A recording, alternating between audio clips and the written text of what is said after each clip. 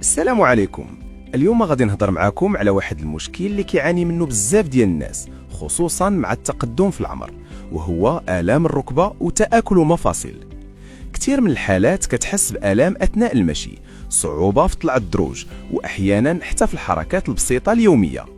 هاد الحالة كتكون غالبا بسبب تآكل الغضروف مع الوقت، نقص في الدورة الدموية، أو التهابات داخل المفصل.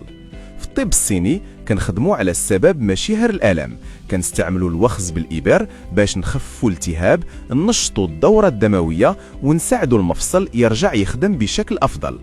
وبزاف ديال المرضى الكبار في العمر كيبداو يحسوا بتحسن تدريجي، وكيقدروا يرجعوا يتحركوا براحة أكثر.